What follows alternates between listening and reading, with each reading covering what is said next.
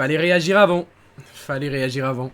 Salut à tous, c'est Kovek. On se retrouve pour le débrief de ce match entre l'Olympique de Marseille et le Bayer Leverkusen. Victoire 2-1 du Bayer Leverkusen face à l'Olympique de Marseille au Vélodrome.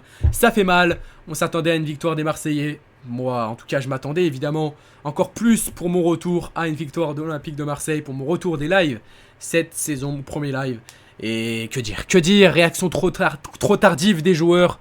Voilà, j'ai pas les mots, c'est dommage. C'est dommage, ce n'est qu'un test évidemment, on va en parler dans cette vidéo. Ce n'est qu'un test, mais c'est dommage qu'on réagit assez trop tardivement. Mug a fait une entrée assez incroyable, franchement Mug a été exceptionnel.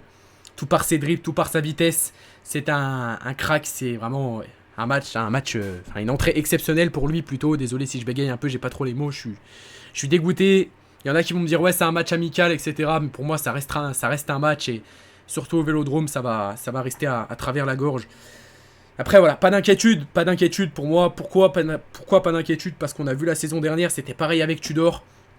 L'équipe était inquiétante en amical.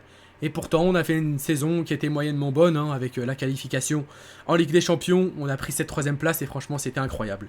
C'était incroyable, le début de saison dernière c'était incroyable. Et voilà, c'était pas comment dire, comme les amicaux qu'on avait fait avec Tudor. On va maintenant aller voir les stats les amis.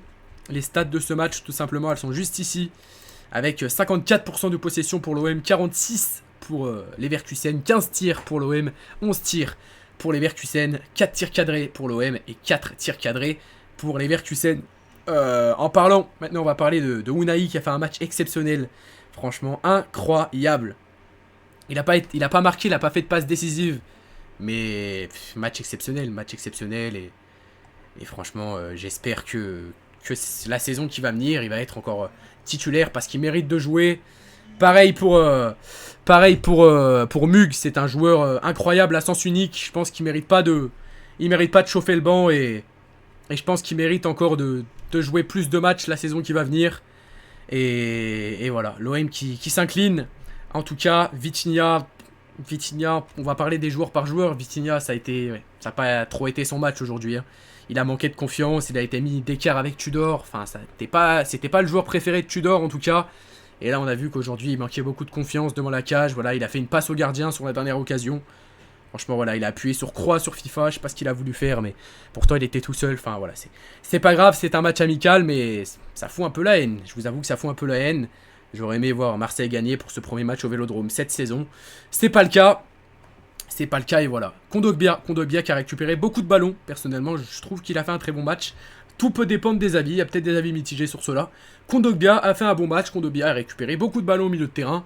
Et voilà, je pense que c'est une très très belle recrue. 8 millions d'euros seulement. Et regardez ce qu'il fait déjà en amical. Et voilà, on va parler un petit peu de l'équipe adverse avec Amiri qui a fait vraiment un très bon match du côté de Leverkusen. Enfin voilà, on va pas trop s'attarder sur l'équipe adverse.